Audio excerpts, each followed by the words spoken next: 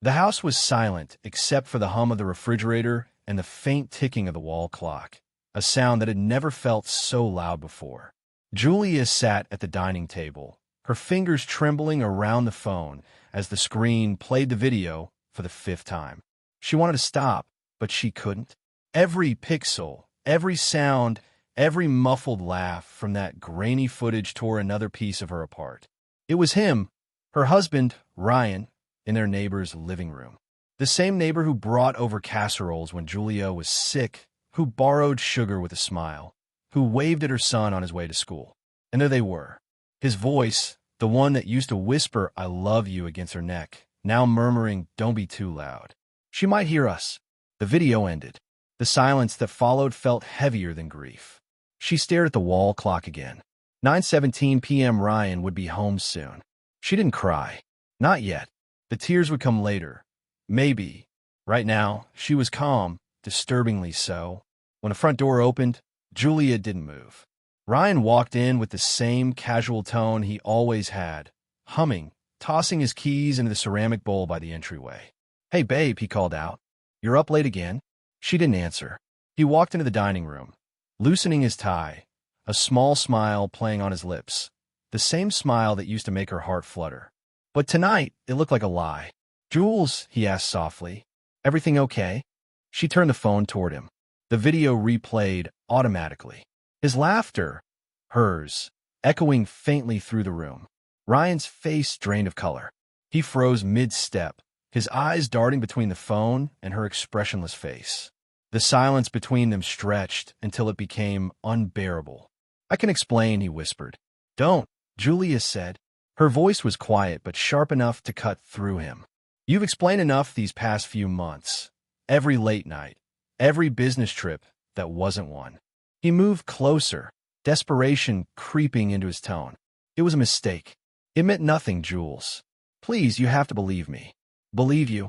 She laughed, a hollow, broken sound. "I believed you when you said the lipstick on your shirt was from a client. I believed you when you said the hotel charges were for work. I believed you so much I started doubting myself." Ryan dropped to his knees beside her chair, his hands trembling as he reached for hers. She didn't pull away. Not yet. "Julia, I swear I love you. I never wanted to hurt you. I don't even know why it happened." She was just convenient, she interrupted coldly. His mouth opened, but no words came. The weight of the truth hung thick in the air, impossible to dodge now. Julia stood slowly, moving to the window. The neighbor's house was dark, peaceful. How ironic.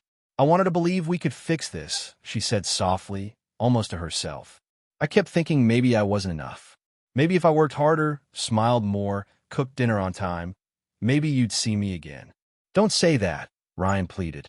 "You're everything." "I was stupid, selfish." "You were bored," she said flatly. "And now you're sorry because you got caught." He ran a hand through his hair, pacing. "Please, Julia, don't file for divorce. We can go to counseling. I'll cut her off completely. I'll do whatever it takes." She turned to face him, her expression unreadable.